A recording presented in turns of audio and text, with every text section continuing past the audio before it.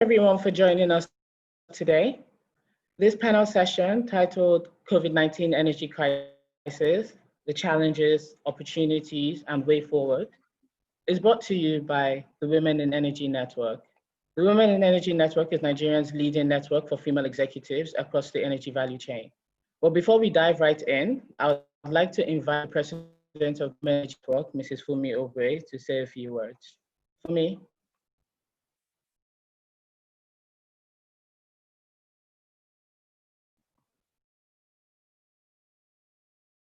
Thank you very much, Maria. Good afternoon, everyone. My name is Fumi Ogwe, and I'm the president of the Women in Energy Network.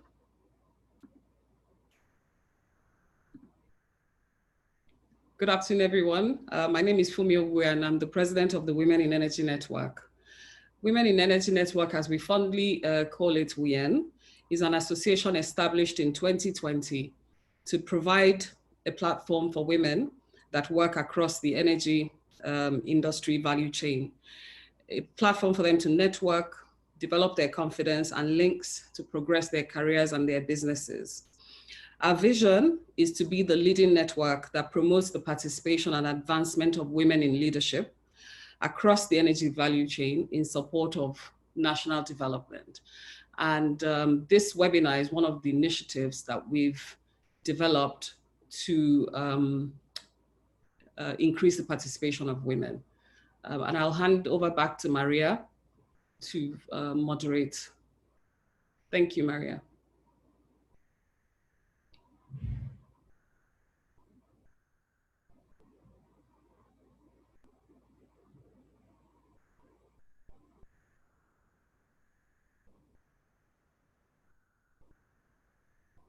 Thank you very much, Mrs. Ogwe. Thank you for that introduction. I'm Mariah Lucciano Gabriel. I'm the head of Commercial and Business Development Unit at the Upstream arm of Sahara Energy. Sahara Energy is an indigenous Nigerian E&P company with rapidly expanding operations in Nigeria, Ghana, Cote d'Ivoire, both offshore and onshore. I have been with Sahara for the last 12 years, and my educational background is in energy economics at MSc level and economics and finance at BSc level. Now, allow me to introduce my seasoned panelists here with me today, who will give you better insights on the subject matter. I'll start with Mr. Balawunti. Balawunti is the Group General Manager for National Petroleum Investment Management Services, NAPIMS. NAPIMS is a subsidiary of NNPC, which is the arm that is set up to manage the federal government's interest in upstream petroleum ventures. With over 25 years of progressive experience in the oil and gas industry in Nigeria, Mr. Wunti is well versed across the industry value chain. Prior to his current role, he was MD at PPMC. He was also the GGM for NNPC's Corporate Planning and Strategy Division, and was the pioneer general manager for NNPC's Efficiency Unit, where he set the tone for turning NNPC into a highly efficient organization. You're welcome, sir. Thank you very much, Maria, and thank you, the rest of the panelists and the participants. Then we have Mr. Bayo Ojulari. Mr. Bayo Ojulari is the MD of Shell Nigeria Exploration and Production Company, SNEPCO. SNEPCO is a Shell company that was formed to develop Nigeria's deep water oil and gas resources offshore. And they've made some of the nation's most significant discoveries. He has over 24 years of industry experience in Nigeria, Europe, and the Middle East, covering process engineering, petroleum engineering and development, production engineering, and HSE management roles. He's a member of the Board of Trustees for the Society of Petroleum Engineers and was council chairman in 1998. You're welcome, Mr. Ojulari. Thank you very much, Maria. I hope you can hear me. Yes, we can. Thank you. Next, we have Ms. Patricia Simon Hart. Patricia is the founder and managing director of Aftrac Limited, an oil and gas service company that has been in operation for over 20 years. She is also the current secretary to the executive board of PETAN, the Petroleum Technology Association of Nigeria. She has over 30 years of experience in management, public policy, and administration, and has also served the public service when she was appointed Commissioner for Water Resources and Rural Development to the government of Rivers State between 2009 and 2015. She continues to work in the development sector as on an ad hoc basis. You're welcome, Patricia. Thank you very much. It's great being here. Next, we have Ms. Alera Onosode. She's the General Manager for HR at Seplat Petroleum Development Company. Seplat is a publicly listed independent indigenous Nigerian upstream exploration and production company with a focus on the prolific Niger Delta region. Alera has over 30 years of experience in the oil and gas industry with global experience in leadership and human capital development. She has previously worked with Shell in various HR roles and as the Venture Integration Risk Manager, responsible for integration of non-technical risk in projects. You're welcome, Alera.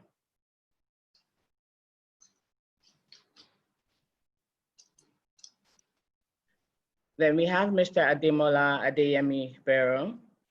Ademola is the founder and CEO of First Exploration and Petroleum Development Company Limited. First EMP is a Nigerian indigenous company operating in the Nigerian oil and gas industry and is focused on creating value and operating to the highest standards in full compliance to the Nigerian regulation. Ademola has over 25 years of experience in the industry and is also the chairman of the Independent Petroleum Producers Group, IPPG, which was set up with the primary goal of maximizing the contribution of domestic oil and gas industry to the socio-economic development of Nigeria. He also has previous experience with BG Nigeria and Shell International Exploration and Production. You're welcome, Ademola. Thanks very much, Maria, and to Women in So from that introduction, I'm sure you can see why we have chosen this panel group, because they are more than qualified to break down some of the complexities around the current crisis and shed some light on the direction the industry is heading. Now, delving into this crisis.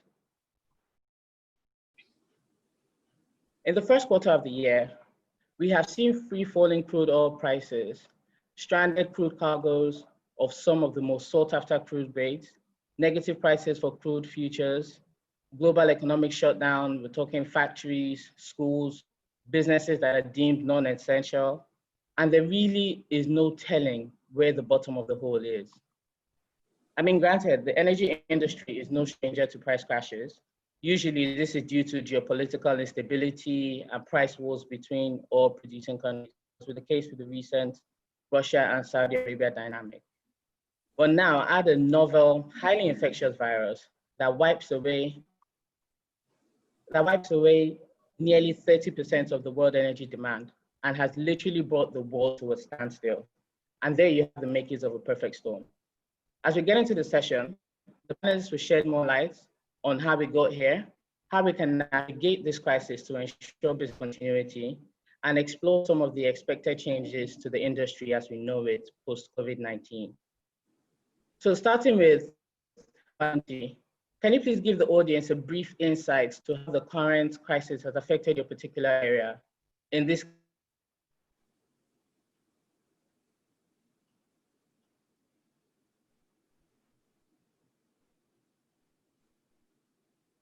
Maria, whom are you starting with?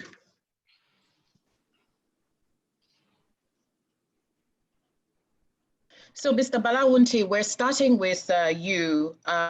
She was saying that she would like you to give some insights into how the present crisis has affected your business from the perspective of a state-owned entity. Okay, I think how it affected our business. Obviously, the coronavirus has impacted our lives and our livelihood. There's no gainsaying that. What we don't know is where it's going to end. I think Maria said it very succinctly. There's no telling to how deep we can go. We've seen crude oil traded in something that none of us, probably people who have been in the industry for 40 years, where futures were traded at negative $37. And not far futures, we're talking about mail loading. What does that mean? What that means is that there's no any way you can recover cost. And if you can't recover cost, what it means is that you don't have business in our hands. But the good side of it is that this industry play a long haul, and therefore it see up and downs, and the cycles keep coming. The way it impacted us as a nation, we all know that we're completely dependent on revenue generated from our hydrocarbon resource. 90% of our forex and over 80% of our revenue. Everything regarding the revenue has been brought down to a level whereby it can no longer support anything we can do as a nation. Our expectation has been shattered. All the budget algorithm has been tempered, and there's no alternative. What we see is that an increasing growth of our deficit. And where are we going to get the money from? There are very few sources that we can get. If we have savings, we take it from there. If we don't have, we borrow. And where else can we borrow? There are very limited lenders that have capacity to borrow. The situation is not limited to Nigeria. There's now going to be competition toward borrowing. So we are really in a very dire state of, I don't know how to describe it. But what is important for us is, despite these challenges, what can we do? There are a couple of things that we can do. Obviously, the first line is to pull down our costs. Our costs must come down, and they must come down significantly to the level that even if we are not able on the short term to have a positive P&L, but on the medium to long term, we must strive to see that our costs come below our revenue. And so there are quite a number of options, but because this is just the opening, I'll wait here so that other panelists can contribute, and then we'll come back and all walk through what can we do in these very, very difficult circumstances. Thank you very much. Thank you very much, Mr. Munti. Mr. Ojulari, can we hear from you on how this has affected your area? Okay, thank you very much. Please confirm you can hear me. Yes, I can. All right. I think Bala has helped to frame the context and the ecosystem for which Shell as one of the IOCs operates. And let me just then take it from that ecosystem into some of the things that we are already seeing being impacted. The first part of it is around the health of our workforce, the health of our staff, the health of our contractors, the health of our partners and the communities where we are, the families that have been impacted, and the overall. So that's been a major impact for us in terms of where our focus is and how are we contributing to the society where we are in. So that's been a major element of the impact. So what we are doing around health has taken, I would say, almost 30 to 40% of our focus over the last 4 weeks. Secondly, is around safety. And why I mentioned you felt this HSC, but I separate health because of the COVID itself, is the safety of our people. And the part I want to draw your attention to is the mindset, fear, concerns. We've had people on location who decided that they want to be pulled out of location and they want to travel home to meet their families. We have people on location who feel they're not fit to work because they feel their people are exposed, and they not only constitute a threat to the operations of others that are working with them. We've had to find ways to extract people who could not cope because of the psychological impact of this. So the safety focus for us has been a major challenge, and our evacuation system has also been one of the big areas that are beginning to take a lot of our resources. The third area I want to talk about is linked to the element of the low oil price, cash. And I think I won't put it better than the way Bala has put it. By the time your revenue is below your cost in the short to medium term, it undermines.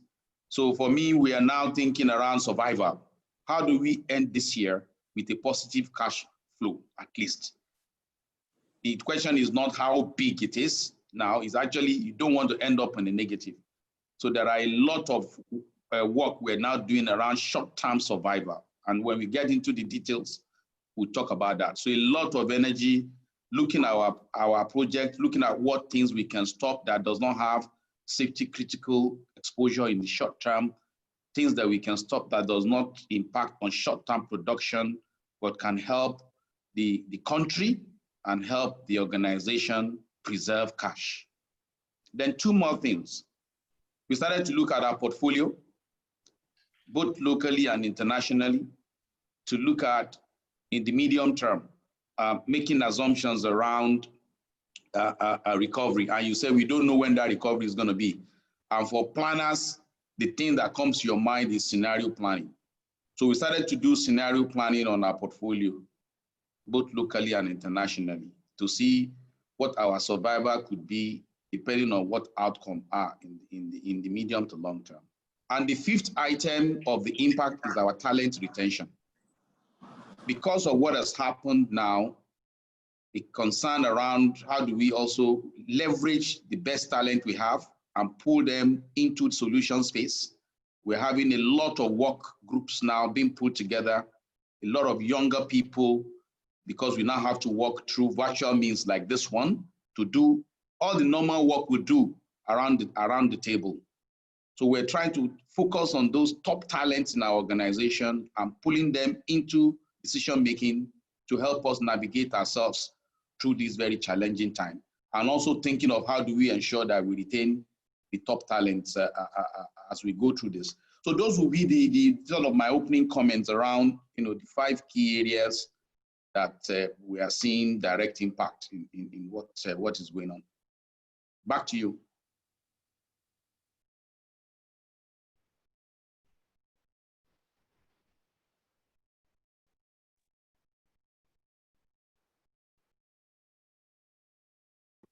Thank you very much, Bayo. So we'll go over to Patricia now to give us some insights on how this has affected the services industry. Yeah, thank you very much, Maria. Just as they said, I mean, I don't think there's any organization anywhere in the world, even the most sophisticated that have implemented even the most sophisticated emergency management, preparedness or response processes and procedures that could have predicted or prepared themselves for this. We're seeing a continuously evolving event or continuously evolving crisis event that has this kind of global and worldwide reach. So the oil field service sector is no exception when it concerns this. And indeed, we've been hard hit because, as you've heard, what the oil NOCs and IOCs are talking about reducing costs. And usually the first place they go to is the service companies. So we have been hit already. Typically in any crisis, we'd look at the crisis itself, then there's the response ends, and then we go into a recovery phase, you learn lessons, and then you build resilience into your organization. But here we just have this continuously evolving crisis, and we have to really take a different look at how we're going to address it.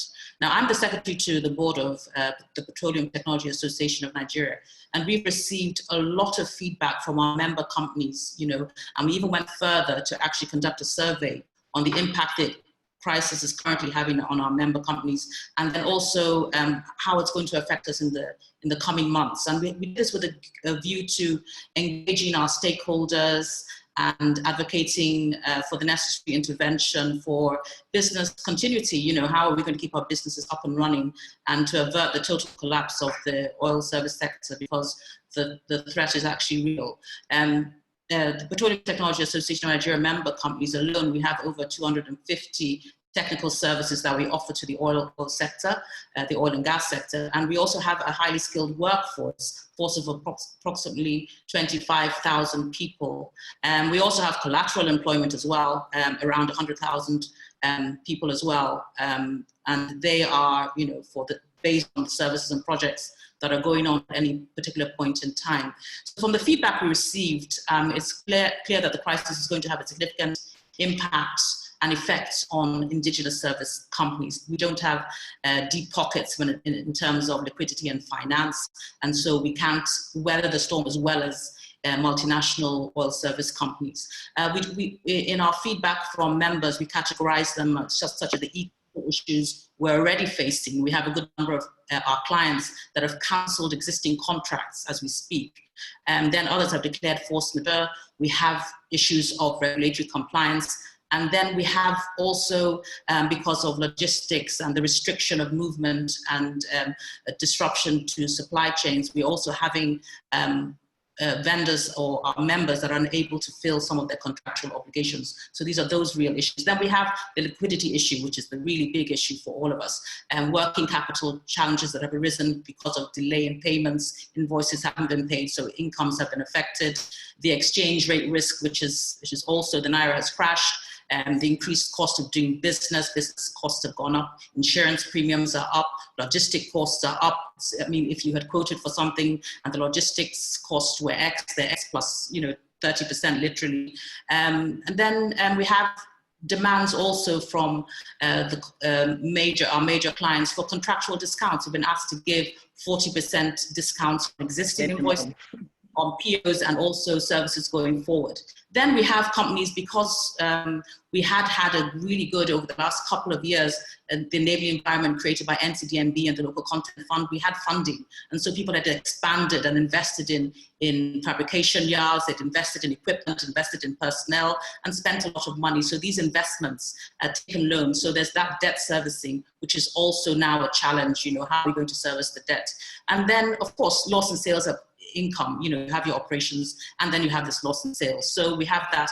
Then there's logistic and infrastructure challenge, restriction to access to facilities. So those companies who hadn't actually put in place remote working and digitized their operations are having it difficult to operate at this stage of their back office operations. Then restriction of movement to locations has been very serious, bringing your engineers in and out.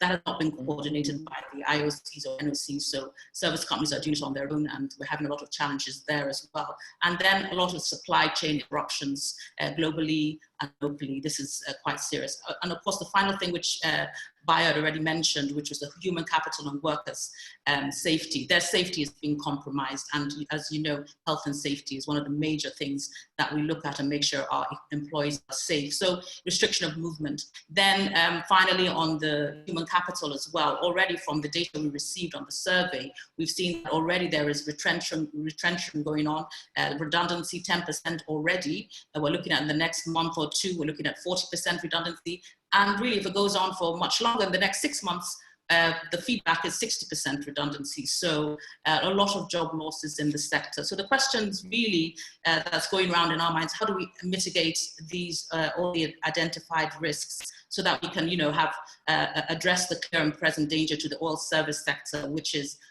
services the IOCs and NOCs. The main question: how do we have a conversation around clear intervention strategies, and how do we get back to business? Because this crisis is a continuously evolving crisis. So it's not the normal way we address crisis management, but maybe we should be looking at some kind of adaptive recovery. And so it's not going to be this, nothing's going to be the same again. So how are we going to begin to implement these measures to keep our staff safe and to actually kick off operations again? And then how is government going to put in place measures, mitigation measures to ensure that the sector doesn't collapse? So I think I'll end there and let other people actually participate. Thank you very much.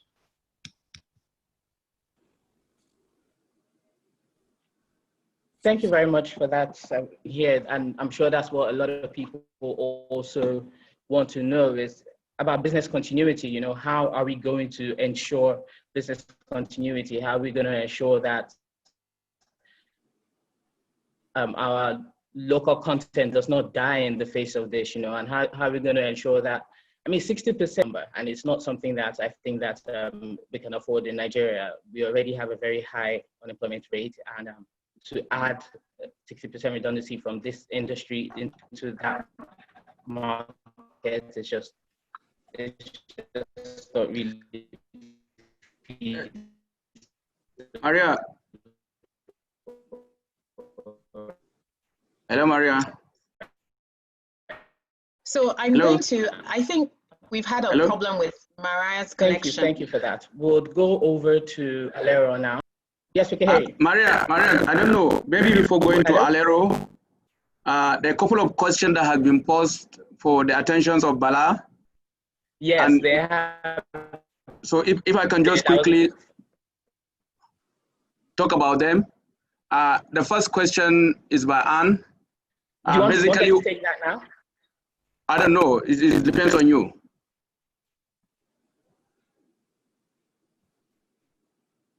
Do you want me to take it or I should wait? Okay, go ahead. Go ahead. Okay, I think basically okay, let's wait. Let's have Alero speak and have Demola speak. Then we go straight into the question and answers. That's fine with me. Thank you. Okay. Thank you very much for the opportunity. Okay. Thank you. Alero? Yeah. I hope you can hear me clearly. Yes, we can. Oh, good. I was thinking that, at the end of 2019, when the COVID-19 outbreak came out in Wuhan, I'm sure the operator in the Niger Delta did not think about how his life was going to be totally altered or disrupted by a virus that appeared really an unknown. And the real challenge, I think, as all the speakers have said, is it wasn't expected. The scale and the impact of all of this is still unknown. So we're actually still in the space of finding answers. But the truth is that an organization's ability is most tested and stretched in the midst of a crisis. And we can only draw on the resources that we already have, the capabilities that we built within the organization over time. This is not going to, unfortunately, this is not the time or period in which we can begin to create the basics or the fundamentals, as the case may be. And I think as people have talked about, there were 4 key areas or 4 key capabilities that came up. I think Patricia talked clearly about the technology. Do you already have the ability to manage remote working or not? If it didn't exist, it might be difficult to start to pull all of that together today. We've talked about the financials, the balance sheets. Is the cash there? If it's not, that for some organizations, as we've seen across the world, could just be the key to survival or extinction, as the case may be. But I'd like to focus on 2 of the key capabilities that I think distinguish how we handle this crisis going forward. Bayo spoke to one of them, which is what value does that organization hold on to? I think as a sector, we've particularly put health and safety at the heart of what we do. And this experience is testing whether we actually believe that and whether we actually live it or not. And that was why you would see that with many of the companies, mine included, we were quite preemptive in the response to the health aspects. So even before government makes a position about lockdown or not, you are already putting in place measures to track travelers and making sure that they already self-isolate and work from home. And you also created a platform where even if it was family members, is allowing people to be open enough and free enough to look out for their health first. And having done that, to protect others in the workplace as well. So we were very clear, you travel, your family members travel, you can work from home. But you can only work from home because we already had the capability that was in place to support that. And then even before the lockdown, it was then a position, you know what, everybody in the office work from home and just keep on to the bare essentials to continue to support the operations. And of course, that then meant that there were also some decisions we needed to make with the field staff, which was again as much as possible to keep out any infection or contamination of our work sites. And the first thing a lot of the companies did was to change the work cycle. So instead of a 14-14, we then move on to a 28-28. And even within the 28-28, you now have to build in self-isolation windows for people who have to go back into the field to take care, to take over the shift, take over from the current workers. So that also poses quite a lot of pressure in terms of the whole logistics of moving people in and out. And I think one of the things that came to fore, Bayo touched on it, was the overall well-being of the employees. So you talk about the physical, the physical distancing and people staying in the field, but for the man who is in the field on a 28-28 with his family out there exposed to things that he does not know, his overall mental well-being is also being affected. And that's why you begin to talk about the whole issue around fear. And I'm sure it's not peculiar to me. I'm sure there are many people who already have symptoms, even when there's nothing wrong with them, just in terms of their psychological response to all of this. So there are things that you do immediately to ensure that you take care, first and foremost, the health of the employees and also the safety of the environment in which they work. The other things you have to take care of, again, in terms of your people capabilities, is about the leadership. What is put to test now is no longer the core technical know-how as much as it is the leadership capability. How quickly are people able to make decisions? Like I said, we don't know the answers. So it's how quickly are you able to make decisions? How humble are you to know the things that you don't know and where to find the answers for those things that you might need support for? How do you ensure that decisions are being made at levels at which people are actually interacting with the issues? And that's why you have a business monitoring team in place that comes with a wide skill set of players within the organization who are able to bring their own perspective and also diffuse those decision making to the front line. So the base operation managers have responsibilities on a day-to-day basis to kind of monitor and report back what is happening on the front line. And you have to be able to give a lot more latitude in terms of your authority matrix for that to happen. So the skills that you really need to be focusing on are the capabilities of people to respond even in the midst of the uncertainty. And also in terms of how do you keep the entire team together. So I've worked with teams now where even though dispersed, we're insisting that regular meetings continue to take place. We still do our company-wide HSC meetings, even though we now do them on the electronic platform.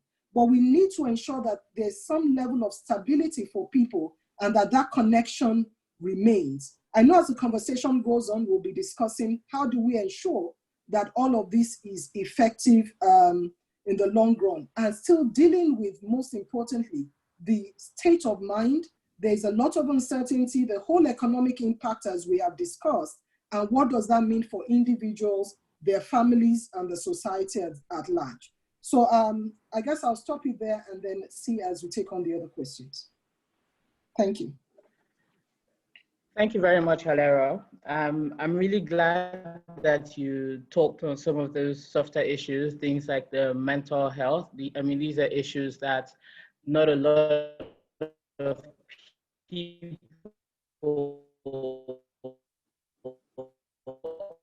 are focusing on. Yes, I know that there's a crisis, crude prices are falling, we're worried about the bottom line. But we have to consider our human, that element in the business, then where's the business really going to go? So thank you for bringing that up. We'll go over to Demola now.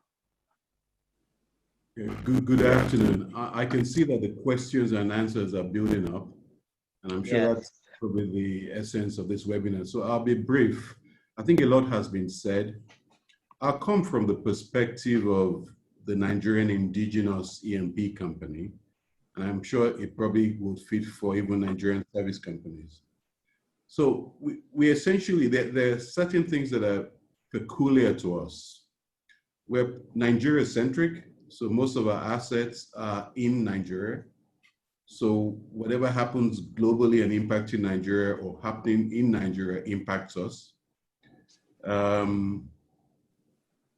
We fund our business through a mix of equity and a lot of debt. And in an environment where liquidity is being mopped up, we're going into dire situations. I think the other factor of the Nigerian indigenous entity is that we can possibly tolerate lower cost. And that becomes the biggest challenge for us. How do we actually achieve those lower costs? So, those are some of the unique attributes of the Nigerian indigenous entity. But one of the mantra that I have in my head is, a crisis is an opportunity that you should not waste. And I think this crisis, I've heard my colleagues on this panel say it's a perfect storm. I mean, when I look at it, the oil and gas industry, health, safety, and environment is a platform upon which we build everything. And that health and safety is being heavily challenged today. It's actually challenged the main foundations of our business. The industry, local industry and global industry is hugely challenged. There's a Nigerian factor, the macroeconomic, the monetary policy of the country is facing huge challenges and storms. And when those challenges and storms hit, it impacts us locally. But then, sometimes one of the things that haven't happened and that's making this a perfect storm is globally we're potentially entering a recession. And it's not just about a recession in terms of markets. I mean, you can see global shutdown of major businesses. Oil and gas fits into energy, power, feedstock into industry. And all of those are shut down. Can you imagine planes not flying and how much of our products go into that? So you've got 5 or 6 things that in the past had never come together, but then we have a perfect storm. So when you look at it, what are we indigenous companies doing, and particularly First TMP? Business continuity. With the coronavirus and COVID-19, we must participate as an industry, as companies, to help make sure that we can support and fight COVID-19. We have to. And people always ask, well, in this lower price, can you afford it? I don't think it's about affordability. It's about you must do it. Because at the end of the day, we need a healthy Nigeria, a safe Nigeria for us to be a thriving business. So all the championing of all the things that have been done through the leadership of NNPCs and pulling the industry together has been great, and we must continue to do that because we need to get over this. So business continuity is big for us, but I'll end by also posing the one challenge that we all have. How do we get back to work? How do we get back to work when we know that coronavirus is not totally defeated? We don't have a vaccine for it. And that's one thing that's occupying the thoughts of senior management in our company, First TMP, and I'm sure most companies. How do we get back to work safely? How do we make sure our staff can come to work in a healthy and safe environment and go home and still come back the next day? Huge challenges. And those are challenges for me that it will shape each company that can address it properly. And to end, I would say, look, this is a crisis. It's a crisis we must face and address squarely. And I think, if we can surmount this one, it's going to open up major opportunities for our respective companies. But I also think for the Nigeria oil and gas space, because with oil price selling below zero, we should start asking ourselves, what are the fundamental things we need to do in our industry to get it robust enough for these kinds of challenges? And that's a question that I'm sure a lot of people will want answers to, but clearly we have to do things differently.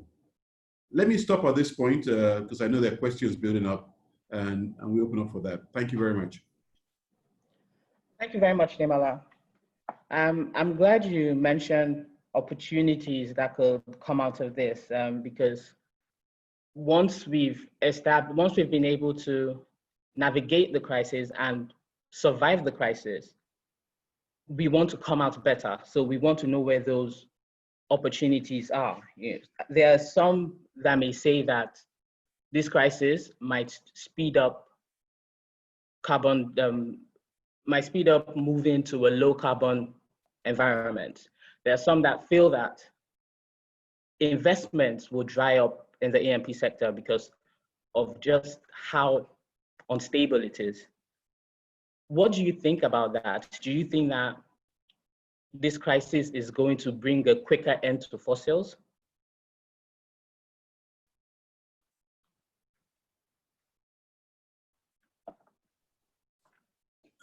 Maria, I'm not sure if you're addressing that question to me, but if I quickly take it, and I have a very simple view on this.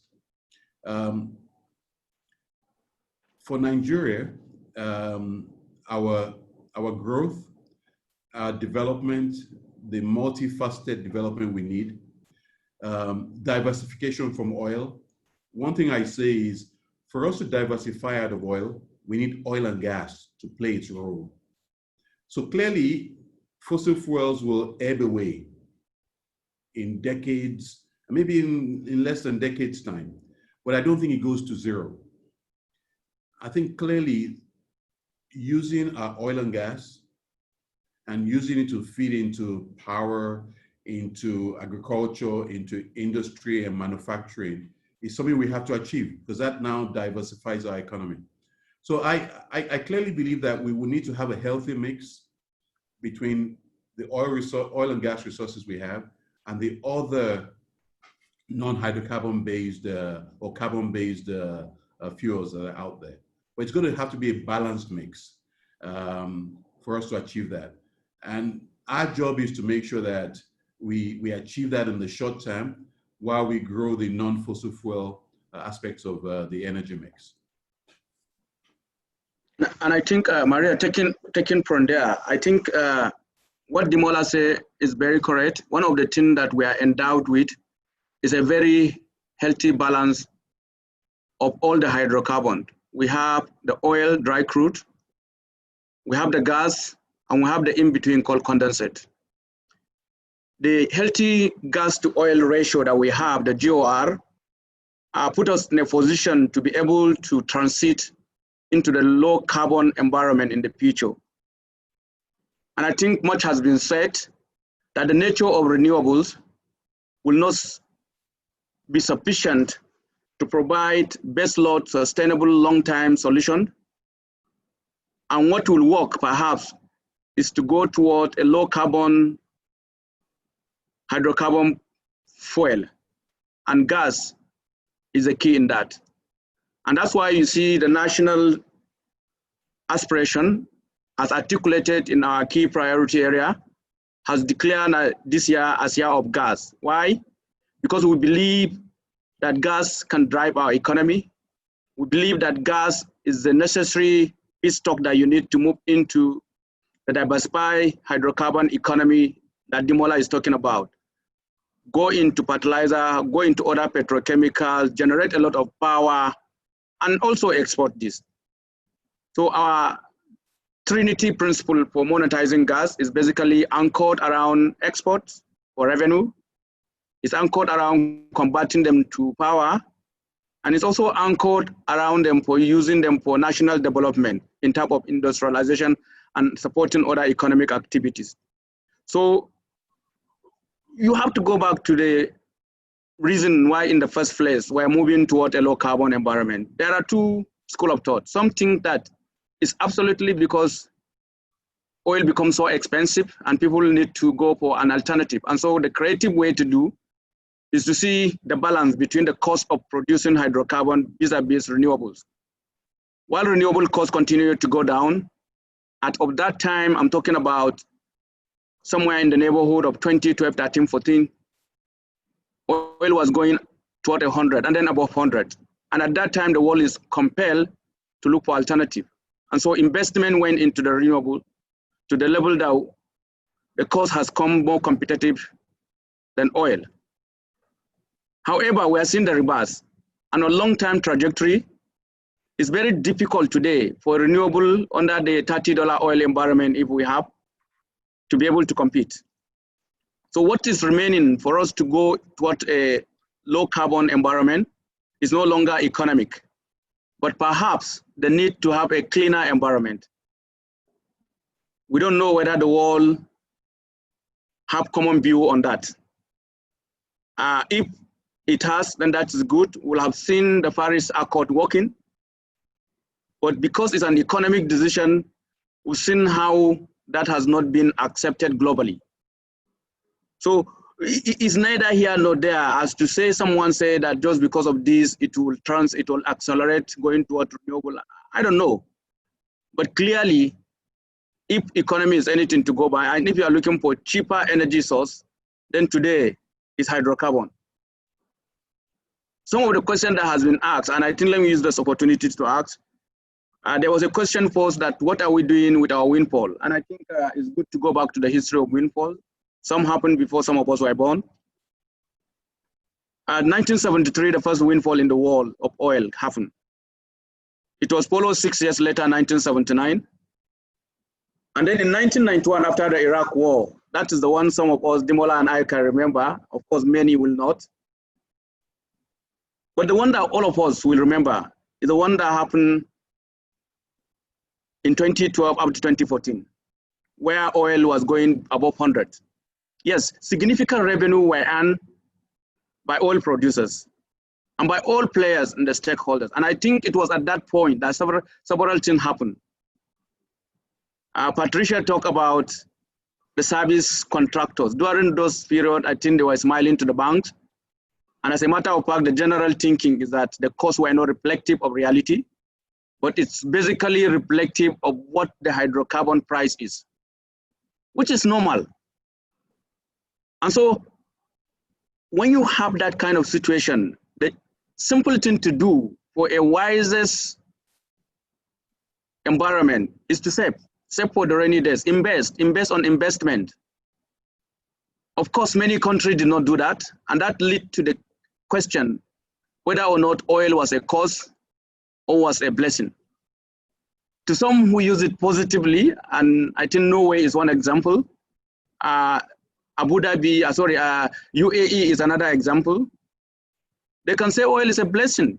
They started with oil, but transit their economy to make oil insignificant to their economic mix. But oil was a starter. However, there are countries like my own and yours, and several other ones that did not take advantage of that. The coming up of sovereign wealth fund was just a way, so to speak, to compel nations to have a kind of legislation whereby it will force everybody to save for the rainy days. Obviously, that law, it depends on how strong it is. And in our Nigeria, we all know where we were. The revenue belonged to government, it belonged to the federation. And once the money is there, the law will take its course. And the law make it abundantly clear that the federating unit made up of federal, state, and local government will decide what they want to do with their money. And so often they do that decision. Whether that decision is optimal or not, history will tell. But clearly today we are in a position where we cannot survive. And if we cannot survive, we have to make a choice. And if that choice is to borrow, I don't know whether that shouldn't be an alternative. Whatever mix we want to do, we have to have revenue. The revenue is not coming from the oil, where our 80% of the revenue is coming. Every other area has been impacted. Because without the oil, there's not going to be the money. So our energy security architecture and our financial security architecture must have a confluence. And that confluence is catch-22 situation. Kill the industry and you don't have money. And where are you going to get the money to keep the industry alive? So it's something that we all in the industry must be creative, must be innovative, and we have to move on. Question has also been asked that why is oil company asking for 40–45% reduction? I think the answer is simple. We saw it happen. I did mention the fact that today, everything we do in the oil and gas industry is reflective of what revenue you can generate. And there are strong correlation between cost of service and the revenue from oil. At $100 oil, the rig is up there in the cost. Every other thing attract higher cost. And the correlation is quite strong to the level of 80 to 90%. So it therefore means that if oil come down, all other services must come down. And 40% is not. I'd like Patricia to come in here because. Yes, she will come in. Let me just drop 1 minute and then 1 second actually. The oil price has come down to whatever percent that you can calculate. We started this year with $70. We are where we are today. And if that price depreciation is hitting that roof, I don't think it's unreasonable to ask for 40% discount. Taking into consideration that what is the alternative? The alternative for the service company is to discontinue the service. And if you discontinue the service, they will still have to have a holding cost. If you have a rig, you go and keep that rig. You have to manage that rig, making sure that it doesn't rust. And you have to spend a lot of money to preserve it. So what the industry is thinking is that that is not a good solution. That instead of that, can we all come together to find an acceptable level where we keep you to operate, even if it is at a cost. And the industry is being put in a position to pay. Since the only means of payment that they can have to pay for this service is from the $20 oil. And if my cost of producing the oil is above $20, what can I do? And that cost is an accumulation of all the service and the overheads. So these are the real issue. So it's a reality. So I want to stop here. I'm sure there are going to be different opinions, and we will wait and learn from that. Thank you.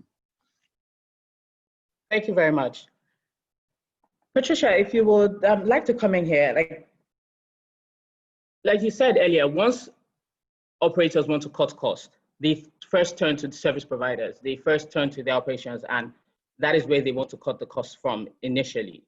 But unfortunately, in this crisis, it's not as straightforward as it normally is. There's also factories shutting down, there's border closures. So your logistics cost is also going up. But on the other hand, because the food prices are falling, it's expected that prices of services should fall as well. How can the government, operators, how can they support service companies, especially indigenous service companies, to ensure that we all come out of this together? Well, in terms of cutting costs, already during the last bust, all the service companies had reduced their costs. And when the prices of oil went up again, the costs of operations didn't go up. So we didn't increase our prices, or they wouldn't accept an increase in our prices. So that has been going on, apart from which a lot of companies who have invested in equipment, in fabrication yards, in personnel, in the sector itself, they also have to, there has to be a return on investment. I mean, what we're seeing, a lot of companies had invested in equipment during the boom. Some of them have been able to recover the costs of the investments, and some haven't before the bust came. So right now, we're not seeing, with the current prices or the current level, even as it was, there wasn't much more investment at those levels. Yes, people had taken loans from the NCD fund, but still, even to service those loans, it was tough. We've had some members who actually said the margins that they had on some of the large EPC contracts were very, very low, maybe below 5%. Okay, and that's after they've taken the withholding tax and everything they need to take. So you have that. And you're asking, those companies have been asked to give a 40% discount on what they already have when the margins are already very low. So the impression that service companies are making a lot of money is not really the case. In the last 3 years, because of the low prices, and they remained low in Nigeria, we had a lot of capital flight, human resources left for the Middle East. A lot of us, most of the service companies, lost a lot of staff that we've trained up and that have experience in the field, and they've left for the Middle East because we can't afford to pay them the rates they're asking for. and so they've left. And so there's capital flight as well. There's human resources we're losing. At the end of the day, we have to run profitable operations. Apart from that, we have withholding tax that's deducted at source. We have double taxation in terms of VAT. We pay VAT to our, VAT is deducted from the customers, and we also they deduct VAT again when, so we don't have a balancing out of VAT from our suppliers and then VAT that's deducted from our customers. So we're paying, in effect, nearly 15% VAT, if it's 7.5 and 7.5. And in certain cases, with withholding tax, they increased it for companies that lease personnel and equipment, which is our service, basically to 10%. So I was paying 5% before, I'm now paying 10% withholding tax. And when we did our analysis and the data we received, we found out that the withholding tax, what's being deducted, is almost 5 times what your real profitability actually is, and what you should be paying on your overhead, so, or on your turnover. So really, it's not as rosy as people think it is for service companies. We're barely surviving as it is, and our margins are very low. And so asking for a 40% discount, there's no doubt about a lot of companies can't afford to do that. I'll just stop there. Can I chip in on this particular topic? Because can you hear me, Maria? Yes. Okay. So so let me just give you a real life. So if you sit where NNPC sits from a survival perspective, I think what Bala said is that you look at how do you survive, that you don't go belly up. And then we got the instructions around the 40%. So we are, for example, between NNPC. So in this case, I would say I'm between Bala and Patricia. So how am I dealing with it? Because I got clear instructions for survival from NNPC, which is justifiable. But I also have my contractor, Patricia, who have to survive. So what I'm doing is to say, look, I'm taking this instruction from NNPC, but I'm not going to be applying it blindly. I'm looking at each of my contracts. I'm looking at which of those contracts fall within the range that Patricia described. And I've written to all my contractors for my top contract that have a huge impact on my business, telling them what their ambition is, describing the specific area where we need to work together, and asking for us to sit together to discuss on how we achieve the ambition. There will be some that, I'm sorry to say, I have to cut by 50%, not 40, because the structure of the contract and the delivery of the contract means that we have to find a way, either reducing the scope, optimizing the scope, changing the delivery mechanism and all of that. There are some that I cannot do anything. And there are some that I may end up with 15%. So for me, it's important that the execution at the portfolio level will impact, depending on the maturity of the contract, the nature of the contract, the scope of the contract, the flexibility in the contract. All of those things will come into play. And we also have to do some trade-offs. I've been faced with some trade-offs.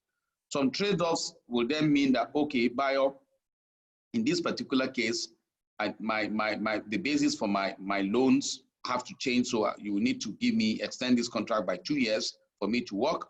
Or I've got some feedback where the question is around, okay, can we review, look at the scope, defer some of the scope so that I can reduce my overheads. I can also reduce my fleets. I can reduce the number of support structure I put. So my point is that this cannot be achieved through autocratic means. It is total failure. It can be achieved through us discussing and making sure we don't kill those contractors that truly are on the edge. I'm also sharing the pain and spreading it. And also for me, it's just that collaboration is how we can find the means. Otherwise, the solution is, well, back to what Bala said. outright cancellation. I have a major contract now where I start with the guy, I say, I got two options, shut this whole thing down because I have no option, because I'm not gonna get, I can't go on a negative, or let's discuss what we do. And we've come up with a solution where we can find a means of achieving close to what we're looking for without the contractor going bankrupt. So I think just to say that it does require a lot of collaboration. It cannot be autocratic, and it cannot be free for all either. Back to you, Maria. Maria, if you don't mind, just want to build on just 2 points from what Bayo has said. So if I could just chip in a question there so you can answer everything together. Because especially with independent operators and with local service companies, isn't there room for collaboration to be able to drive down this cost? So you're absolutely right. So everything Bayo said, fully aligned with it. We got a crisis on our hands. We have to address it, and you address it in pretty much what Bayo has said. But I made a point when I made my own intro that this crisis is going to be a very bad opportunity for us if we waste it. When you look at our industry, like Patricia said, when the oil price is low, we come after them and we say cut costs. But when the oil price goes up, we're not giving that back to them. But I think we have to step back and ask ourselves, what is the cost structure of this industry? Because look, at $10, at $20, if we're not making money, there's no industry. And I think sometimes people lose the fact that when the prices fall below, we have to cover royalty, we have to cover our cost, you have to give back something to the state. And if you cannot achieve those three things, or to the shareholders, should I say, why are you in business? And I think this is an opportunity for us to really look at our costs. So Maria, you talked about one, partnerships. I also think we have to look at, Patricia said, VAT has gone up to 10%. We're adding cost to our cost structure, and with withholding tax. All of these things are adding to our cost. And that's why I'm saying that we now have an opportunity to say, if we are looking at the world where the fluctuation of oil price is now between 70 and 0, how do we get robust for it? In the past, we used to say, well, if you're roughly about $30, $40, if you're robust at that, then you're good. We've now tested that you may even get to 0. Now, what does that take? And that's why I say for me, we need to start looking at things a bit differently. Clearly, partnerships between the service company and the producers. I think also for the service companies, importing everything you want and adding import charges and everything on top of it, we have to start seeing how we localize. Now, I know that is a brave thing for me to say, but let's look at it. Each time you import something, in time you're bringing it from the US or from Europe or from UAE, it's adding cost. Because once you bring it from there, there's a value added for importing it into this space. So there's an opportunity for us to say, how does Nigeria's crude become robust enough in a world even when we go to $10? And we would need to do some fundamentally different things. Things around how we apply cost to our business, but also how we operate. I'll give you one example as an indigenous company. Today, I am fabricating a platform at the avian yard in Port Harcourt. There were a few things we also had to buy out of Europe. Today, as I'm speaking to you, avian yard is working. In spite of COVID and all of that, they're making it work. They're working the schedules, but they're working. Unfortunately, where we're manufacturing stuff out of Europe, it's all locked down. So avian yard is now my savior in a way. And one lesson I'm learning from that, and I was sharing that with Cindy Wabote some days ago, is that how do we do more here? Because at the end of the day, it may not be lower cost, but on a life cycle basis, it gets to be lower cost. But I think I'll stop and just say, it is not just about asking our service company colleagues to cut costs. we have to fundamentally ask ourselves, how do we take cost out of this our business? I think, Dimola, let me just chip in here. I think you are on the money when you talk about we have to revisit our cost structure. That is absolutely the way to go.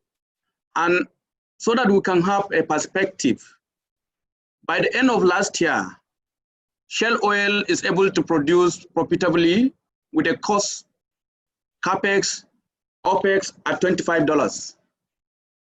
My average cost of production from a conventional fields across Nigeria, average was $34. There are companies that are producing at 40 and above. How does this cost build onto this level? Cost of service is a significant component. Why is the cost of service much more expensive in Nigeria than other countries? Let's face the fact and tell ourselves the truth. And again, let me try to be brave. How many of our service contractors are actually service providers, not commission agents, in reality? They don't own the rigs, they hire the rigs, they put on their markup, this one put his markup, this one put their markup. There were instances where the industry hire vessels that change hand up to 5 times. At each transfer point, there's a markup. The owner of the vessel is sitting in Greece or in Lebanon or wherever. Somebody collect it, offer it to somebody, and buyer ended up collecting it at X. The industry has made significant earning. And I hear and I welcome that comment from Patricia about capital flight. Let's talk about who is doing capital flight. We have to tell ourselves the truth. We are all guilty in one form or shape. The significant infrastructure for capital flight, we all know. And until we do what Dimola is advocating, do an industry cost mapping, form partnership, start sharing service. The service companies are very competitive to the level of a war. Instead of coming together to form collaboration, to provide service, they would rather go alone. So they don't have economy of scale in terms of logistics. They cannot use vessel on sharing. They cannot use anything. We have number of vessels that we cannot really justify. We have so many things that we cannot justify. So collaboration that Maria talked about, I think there's no better time than now. Let's form collaboration, both between the producers and the service providers. And there are several areas we can do that. One of them is, can we strengthen yards? Can we strengthen ability of the service providers, either by giving them funding or whatever, so that they can do real capacity building? I mean, real capacity building. Can the service providers collaborate among themselves to bring a consortium to come together to provide service where somebody has a better cost advantage? You take it. This is the way to go. And when we can go, we can't. But ultimately, let me just say one thing. Bayo said it, and I think we cannot lose that. At the end of the day, whether we want to cut costs or not, if the business cannot pay for its costs, it becomes an underwater business. So we have a choice. And this situation will compel us to be creative and innovative. The alternative is the industry to go down under the water. God forbid, it won't happen. Thank you. Thank you very much, sir. I'd like to move the conversation away a bit back to the human resources, because we have a lot of people that are concerned about their jobs, about security, job security. So as an industry, like, what are we doing? What are we doing to help secure people's jobs? How are we managing this working from home? How are we managing staff productivity? How are we managing mental health with staff? You know, we don't know what most of the staff are going through. I mean, it's not everybody that, like Mariah rightly said, some people are away from their families, and that alone can have a serious mental effect on people. So how are we handling our human resource talents, and how is technology, how are we going to use technology to help us in that area? And thanks very much for that. I know we spent quite a bit of time, but I think the key issue here is that, particularly with remote working, it's really about changing how we manage people. So rather than managing people through attendance, so basically who is at work, we're having to definitely manage people more through outcomes. So what are the deliverables? What are the agreements about what needs to be delivered? And giving people flexibility to manage their time and all the various competing interests that they need to work on, but deliver the outcomes.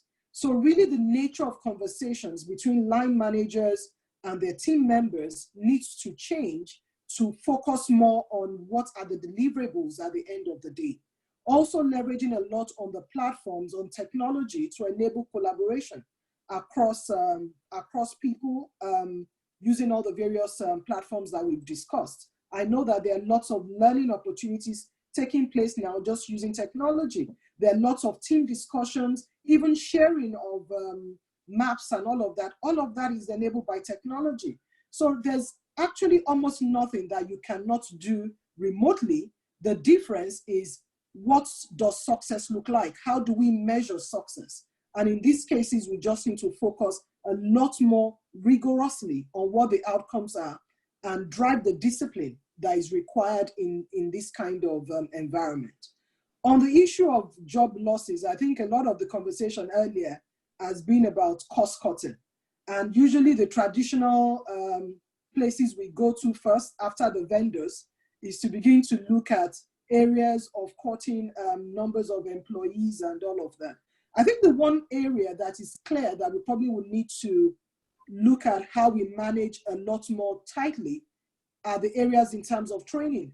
There is a lot more available. I think one of the beauty of this experience we've had is that it's opened our eyes to a lot more opportunities on what you can leverage globally with technology. So learning clearly can be a lot cheaper than we used to run it. And that is one of the areas. So instead of saying zero learning, it's saying let's shift the base in terms of how we deliver our learning provision to employees and ensure that that continues to take place. There's a lot more support for experiential learning. So rather than just focusing on the usual awareness type level learning, there is opportunity for us to leverage a lot more on experiential learning. The other bit that clearly is a cost takeout area is around travel. I think one of that one we can almost go to sleep that going forward, that will change fundamentally in terms of whether all of these things need to be done face to face and how much of that we can actually eliminate in terms of our travel costs. I think that creates a lot of concerns for the airline industry, but that is the reality of how we manage business going forward. So before we begin to talk about laying off staff, and I know that it's particularly compounded given our own economic situation, every employee within the context of a community is probably a feeder of hundreds, in some cases, much more than that. So safeguarding employment is critical, even in the midst of all of this. So what are the options we have? The first option I would always go to is to look for areas of redeployment.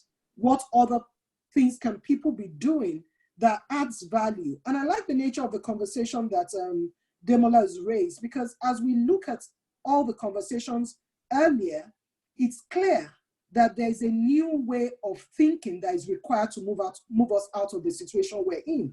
How can we begin to deploy the energy we have within our organizations today to begin to think of this new future, to begin to think of what presence or how we will feature in the world that is emerging? Because the world that is emerging is clearly different from the world that many of us have lived through. So it's beginning to use our people in ways that otherwise we might have taken for granted. So my first push is always look for ways we can redeploy our resources that adds value. Even if you look at some of the work that is being done with government and, in terms of response to the pandemic, there are resources that we can begin to contribute, not just contributing our money, but contributing some of our people to bring their capabilities to solving this national problem. So where we can afford that, that would be the first call. When that becomes pressured, either because there are already cash flow challenges within an organization, then we begin to look at what are the other leverage that we have that exists. So there are cases now across the world where people are being made to take their vacations now instead of later. There are options for people to take unpaid leave for a certain period of time. There are options to encourage people to either go and do further education, albeit online. So what you want to do is, instead of throw out talent, because we know we invest a lot of money attracting and bringing people on, we want to be able to see what are the short-term interventions that we can use where necessary to begin to move our resources around this at this time. Of course, we can never fully eliminate redundancies given the situation we're in. But my push and my plea would be that for organizations at this time, that needs to be the last call, because it just further compounds an already big problem. And the other problem, issue I wanted to respond to is particularly the young ones. I think there was a question about, we've just gotten new graduates within many companies. I know for mine, we have lots of young graduates still doing their training, still trying to get through things, for which usually it is important that they do have field experience. And this process has kind of interrupted all the plans that we have in that regard. Again, I will encourage organizations, look for alternatives where possible. And yes, it might mean that the development period is much longer than we had anticipated, but that is the reality of where we are now. We make the best of the situation as we go on. And we just also need to recognize that in terms of the well-being of individuals, they're juggling many balls. Before now, when we went to work and it was work. Now people have been at home, they're working, children are home, there's schoolwork, domestic staff are not available. So it can be quite, it's a nightmare for many homes now, and not just, both partners within the home. So we also need to ensure that we provide support to employees in that regard. One of the things we had done before, which has come very handy, was before all of this crisis, we had what we call the Employee Assistance Program. So that meant there was a resource person that individuals could access to give them counseling, give them emotional support, and, in a, albeit very discreet manner. I'm not even in the loop. Nobody within the organization is part of that conversation. And we just need to continue to make those platforms available to people so that when they do come back to work, they come back as whole human beings and really able to function effectively. And the last point I'd like to speak to is about when will we come back to work, and what does coming back to work look like? Clearly, even if the lockdown is lifted tomorrow, you will not have all your employees in the workplace, because Demola alluded to it earlier. There is still so much uncertainty about what we're dealing with, and we need to ensure that the safety and the well-being of our employees remain paramount. So the conversation becomes, have you assured within your organization that you are able to maintain physical distance, a desk and all of that in a position that allows for people to work safely? You need to ensure that the entire screening process, as much as possible, safeguards people. People have their masks, you make provisions for that. But most importantly is you continue to limit the number of interactions that people need to have until we do know that there is a final answer to this pandemic that we're exposed with. So for people, it's clearly, we've always said people are our most important assets. And now is time when we need to provide that enablement, give them that overall support in terms of ability to function and recognize the totality of their being and all the other pressures that they're going to have to be dealing with at this time. Thank you very much, Hilera. That's a lot of insights on the human capital angle, and that has answered a lot of the questions that has been posed around that angle. So thank you for that. I would like to I'd like to have Bayo address some questions from the audience. I will group these three questions together because of time. So one, given the current low oil price, does this mean that projects like Shell, Bonga, Southwest will be suspended? Analysis suggests the break-even price of the project is around $50 to $60. And then the second one would speak towards the initial point that you made about your staff safety during operations. So there are costs attached to the 28-28 rota, and with the 14 days quarantine requirement, when a personnel leaves his resident to the quarantine for 14 days prior to resuming, and not just employees, also, I guess also contractors. So will the IOCs pay the standby cost of such personnel? And then lastly, although there has been a lot of doom and gloom with projections on the impact of the pandemic on our economy, what silver lining do you see with the outbreak of this pandemic, especially regarding the oil and gas sector? And how can companies start to think and act differently as regards these resources in order to guard against a total collapse?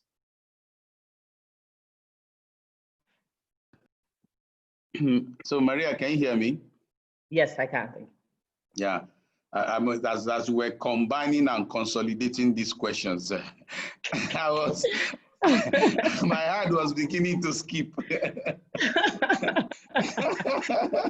No, but thank you very much. I know we got to be prudent with time. So let me say specifically that with respect to projects, what do you do as any entity, as a country, as a company, what do you do? First, with the prices that you're looking at, the first thing you want to do is how do you collaborate with the contractors to do some of the things that the panelists have already talked about? How do you maximize true local content capacity that Demola talked about? You got to look at the problem as a holistic problem. How do we what additional, remember that the project you referred to, the cost had been halved between what it was in 2015 towards the original FID as of today because of overall repackaging, which includes things like using standard industry modules,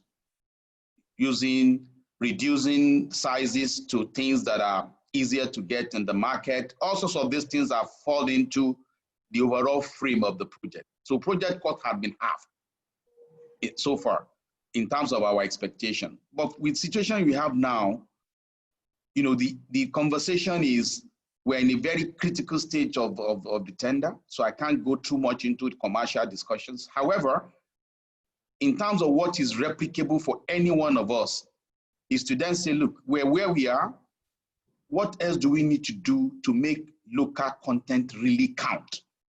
How do we remove the wraps around the arm that Bala talked about of 5, 6, 7 middlemen and middlewomen in the value chain to make sure that the cost you're getting is the cost that will enable the project?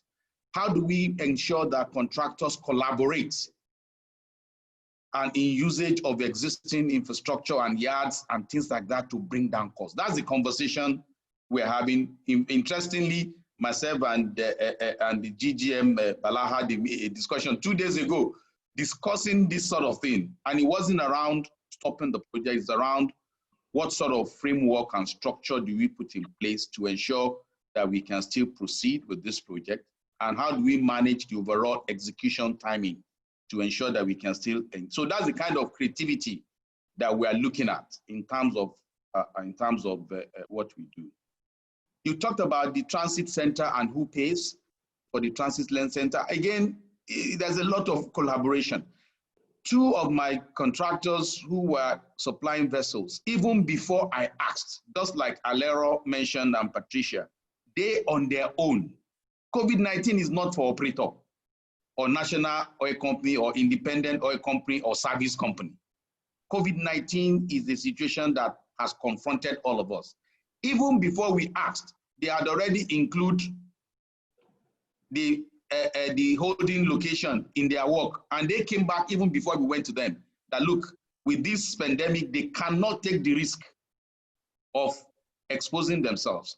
I'm not going into the details that one of my vessels, service vessels, actually had a case of COVID-19 from a Ukrainian that came in just before the middle of March, through the airport, through Turkish airline, made it to One, went under the vessel, and on the way to offshore, it was found out he was ill, and he was stopped. Before we got him to an anchor close to Lagos was 6 days.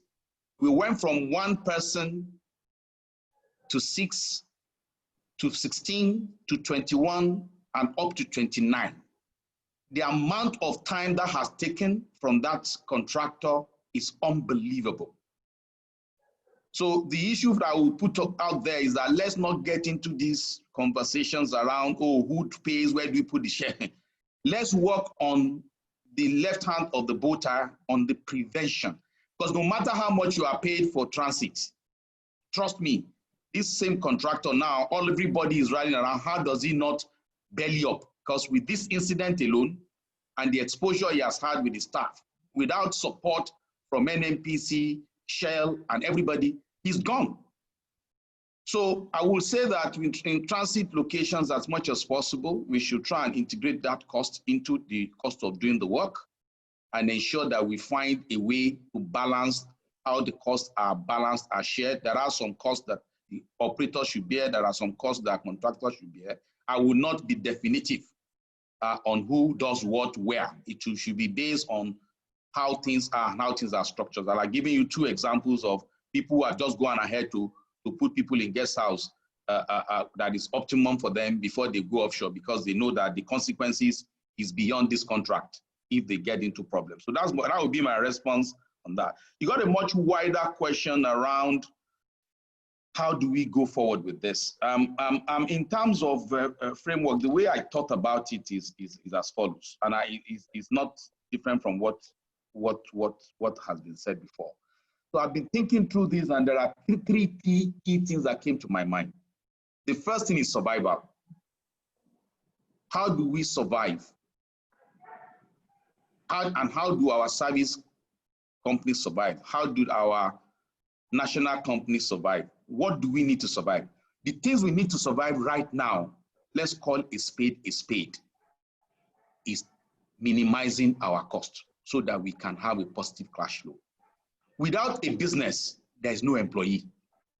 The responsibility of leaders, shareholders, CEOs of companies is to ensure there is a business. It is when there is a business, you will have employees. It is when you have a business, you'll be able to pay employees. So how do the businesses survive?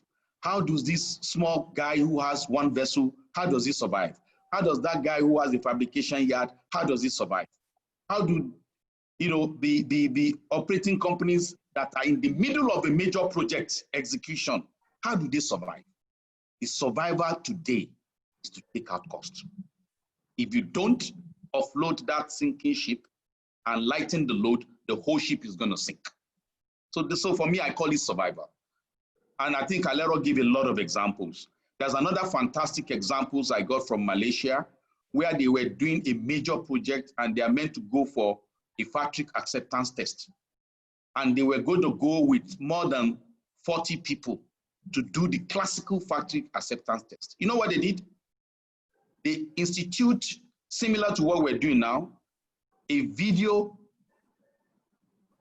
process that allowed them to inspect and do 100% of FAT virtually. Typically, like Alero mentioned, it could have taken them like a week. It took them 2.5 weeks. But they have completed the FAT without moving an inch. If anybody has said that to anybody in December, that person will be sent out of the room. That is not a competent E&P professional. Does not belong to the energy industry. That is creativity.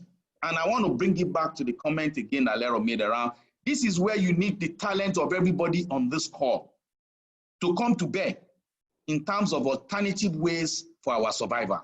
I don't think the CEOs can come up with those solutions, because this solution was by a 27-year-old lady in Malaysia. And we have talents in Nigeria, and there are a lot of other good examples. So it's about survival.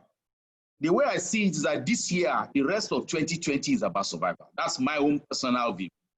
Let's survive. Then I see 2021 as a recovery. Yeah. When we have survived, we are not belly up. We've worked together, not as individuals, but as a collective. We've built synergies, we've shared resources to start thinking about putting things in place for us to fully recover where we can recover. I'm not sure that we can embark on a major growth. Looking at the outlook right now, we have to distribute that growth. Projects that are already ongoing, we should have to put focus on them and complete them. The ones that are yet to start, they will need to be staggered, because you can't just afford it. Like Bala said, call it for what it is. Let's not fool ourselves. You can't. You need to stagger things. So that's what I call recovery. Focus on an ongoing project.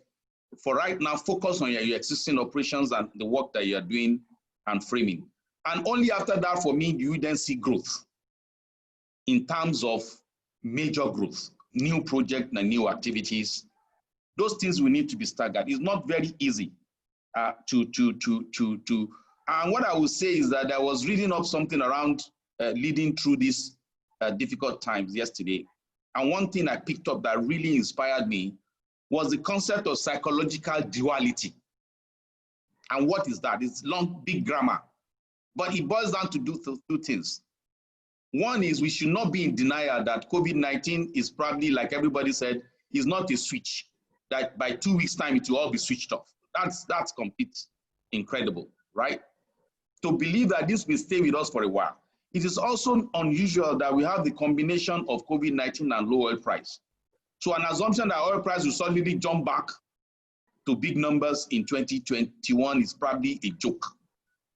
So let's face that reality, that we are in for some challenging times. That facing that reality means that we put things in place to survive under that low oil price regime and more difficult environment and work differently, like Alero has shared with us. The second part of the duality is about discipline.